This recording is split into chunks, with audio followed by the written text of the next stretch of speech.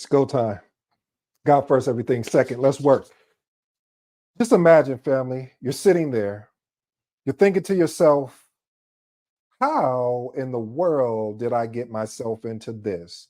I got everything moving everywhere. How am I going to create, watch this, family, a sense of like we're actually doing something, being productive, and making sure that we are delivering on what the thing that we said we were going to deliver on after the project charter was executed, after the project planning was executed, after we get into executing, and now we're in that phase when we're looking at monitoring and controlling before we navigate into closing. What are you saying here, ED? Today's episode is entitled, by the way, allow me to reintroduce myself. My name is ED. For all you smart and intelligent folks out there, that just simply means Ed. I have an 8-point framework, and these 8-point, my goal, my job, my dream, or my vision should be to unpack today's title, which is entitled, How Does the Ability to Effectively Manage a Project Relate to Productivity? Again, how does the ability to effectively manage a project relate to productivity? That's a good question. I always thought about it. And I had to ask myself, I said, self, what do you do in a situation where you're trying to figure out what is the biggest energy drainer? Point number one, manage energy, not just time. Listen, we have to understand, family, and recognize that human energy is a limited resource, and managing it with much care as well as time management is going to be important. One of the things I want to give to you as actionable steps is to encourage regular breaks, consider flexible working hours to match the individual energy peaks. Also, you need to monitor your own energy. I've watched how teams have gotten burnt out because of the workload, have gotten burnt out because they didn't have any resources to support them. So what I'm saying to you, and I'm challenging you, family, is manage the energy, just not the time. Because when you're managing the energy, meaning you're saying, okay, wait, I'm looking at my resource plan, and this person has too many activities, eventually they're going to burn out. Because if you don't look at it that way and you don't take that cautionary tale, what will happen is they will burn out. And then at that point, now you're really stuck, because now you got to find someone to backfill that stakeholder, get them up to speed. At the same time, you're hoping, matter of fact, you're baby, please, you're hoping that it is the work that they produce is either the same or better than the previous stakeholder. All right, let's move on to point number two. Point number two, streamlined communications. Hey, listen, there's so many different mediums that you could actually have a conversation on. What you want to ensure that you do is optimize the communication channels to ensure that the information is passed efficiently and effectively. I've watched it time and time again. People will start having these silo conversations in maybe a Slack or maybe a Teams or maybe a Asana, and the conversation never goes through a transferable aspect. What do you mean by that, ED? Meaning the information doesn't get to the people that actually need it. So you go off and have this amazing brainstorming session, this amazing problem solving session, and then you don't bring the information back to the team. So being able to optimize those communication channels and holding people accountable to, when they have those silo meetings, to bring it back to the team. Because again, one of the biggest things as a project manager we can get caught up in is, I call it, let's have a meeting. Mhm. And what I mean by let's have a meeting, meaning is that that we're having a meeting to talk about the meeting we just had about the meeting we just had. Yeah, I know it's just as confusing as it was for me to say it. But the point of it is being able to identify and eliminate unnecessary meetings as well as emails. How can I take advantage? If I have a stakeholder that I have two meetings with, is there a way I could combine both of those meetings, and so that stakeholder can speak there? Do you know how much people will respect you so much more? Like, man, anytime a meeting invite comes out from you, they know what to expect. And that's the thing. You want to be able to establish those particular expectations. By establish those expectations, you will have more people that will show up to your actual meeting. Point number three, encouraging Knowledge sharing. What does that mean? I understand in these days and times, it's all about, it seems like, tribal knowledge. What is tribal knowledge? Meaning knowledge that people have gathered. This is my remix of who has gathered, but for some odd reason, that information was not handed over to the people that are actually in control or in leading the actual aspects. So one of the biggest things that I always recommend, and sometimes it works, family, and sometimes it doesn't. As I told you, we want to keep it very transparent here, is that project managers, they encourage to have what they call facilitate knowledge sharing among team members.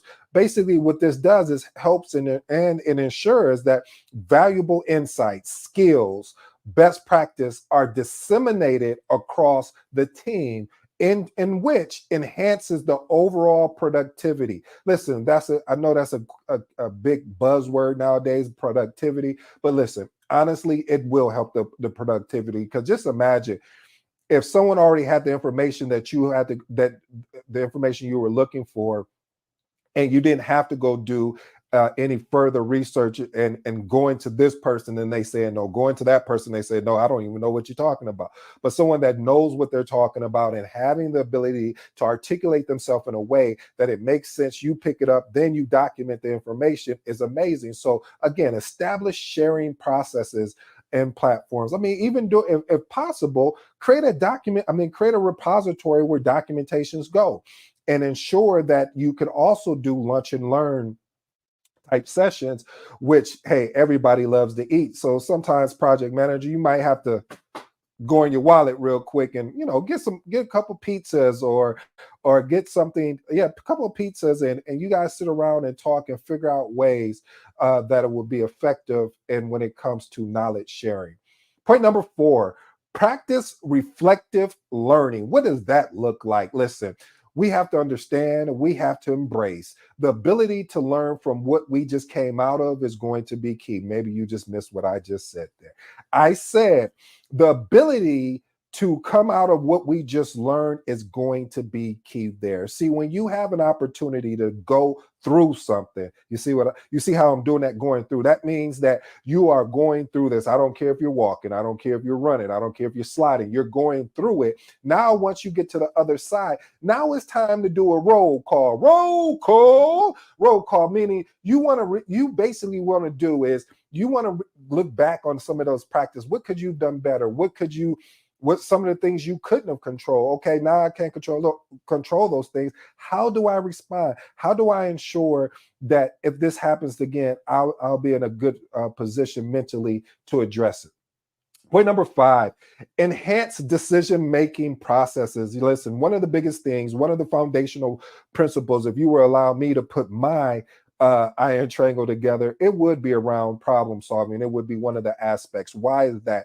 Because as a project manager, as a project team, you're always faced with different decisions that are required. As you know, my motto, my talk here is, and it was inspired by Myron, of course, Golden, is that once you make a decision, everything else is cut off to the side. So let's go through this decision. If we find out this decision is not impactful, not effective enough, then we make the change, we make the switch, but we don't go and make choices. We establish clear guidelines for our decision-making process, including, this is big because I've seen, you'll be shocked how many times I've seen where you don't even identify who is going to be responsible for making the decision. That's why the RAID Q log is so important. If you're not familiar with the RAID Q log, RAID Q stands for risk, action items, issues. D is the decision. And then Q, of course, is questions. You want to keep that. I love having that document handy, because when a decision is made, I put the person that actually made the decision, when the decision was made, and what was the context around what the decision is or was made. And so you want to ensure that you're able to do that. Let's move on to point number 6. Encouraging accountability. Listen, accountability sometimes can be a good thing, and it sometimes can be a bad thing. I don't ever know when it's going to be a bad thing, but it just sounded good the way it was rolling off my tongue. But no, seriously, family, accountability. You want to ensure that you effectively foster a culture of accountability. You don't always want to be the one that is holding someone accountable. Yes, it is your job. However, once you created an atmosphere, some type of energy in which the teams are holding each other accountable and say, hey, you said you were supposed to deliver this on Friday and you didn't deliver it on Friday. Talk to me. What is going on? And they get to hemming and hawing and making every excuses. And then you ask the next follow-up question and saying, well, if you knew you weren't going to deliver on Friday, why you just didn't email me or ping me or in Slack or Teams or something like that? And so a lot of times, family, we have to be cognizant. We have to be careful. One of the artifacts that you can use to encourage accountability is a RACI chart. RACI standing for responsibility, accountability, consult, and inform. That is a key document. But even though that's good, again, all of these artifacts are good for project management. But what I've also seen happen is that you go and create your RACI document, you go in and create your RAID log, and you document, but then you don't go back and continue to revisit it. So that's why I'm all about the mindset, being able to create a culture of a mindset to be able to hold people accountable for the thing that they said they were going to deliver on. And if they can't deliver on it, we need to figure out why. If it's something that they need more resources, they may need more time, they may need more cost, or the scope is not aligned to what they thought the thing is that the widget that they were supposed to deliver. So family, holding people accountable will, and when you can get that to spread around your team, oh my goodness, you're talking about a team that is just, everybody knows their mission and they don't care. It's not about the feelings. You're respectful, you're professional, but we care about the mission. What is the mission? The mission is to get this project done on time, within scope, within cost, and having a impeccable quality if possible. Let's move on to point number 7. Point number 7, optimizing meeting productivities. We discussed it a little bit earlier. How you can get caught up in so many meetings, and then you, like I said, you're having a meeting to talk about a meeting you just got out of, and now you're going to talk about the same thing in the next meeting, which is not effective, it's not efficient, and what it does is it really pushes people away, because now when they see your meeting, they're like, why am I even going to go here? Because all I know what's about to happen is we're going to have another meeting about something. So, so you always want to, I share here what I do when I'm putting a meeting together. I have 3 components. Mostly now I'm going down to 2, but it's, what's the purpose of the meeting? What we're about to meet for. And then what are some outcomes? I learned the outcome piece from Alex Hormozy. Hey, what are we trying to get when we meet, when we get connected? What are we trying to do? Let's go through and boom, boom, boom, so we can address it. And then I can let you go and move on. All right, let's talk about point number 8. We all know that frustration can come from lack of expectation. Point number 8 is managing expectations. Family, as a project manager, as a project coordinator, one of the biggest things you're going to have on your plate is the ability to manage your stakeholders' expectation. They may be up here while you are right here, and they don't understand like why you can't come up to them. Well, because that's not what the project was about.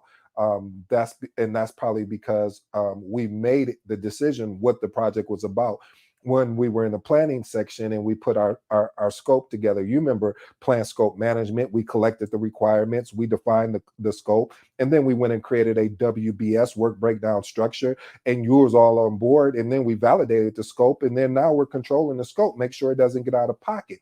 Point I'm trying to make, family, is project managers must effectively manage expectations with stakeholders, because if you don't, both within the team and among stakeholders, what will happen is everyone will be disaligned on what the end goal is. They will quickly lose any train of thought. So you want to keep them focused. That's why I always talk about over and over again the ability to focus on the journey, because if we're doing everything right in the journey, we should connect and hit the destination, in which means that the project is over with. I have one bonus for you, family, and then I'll go to my closing remarks.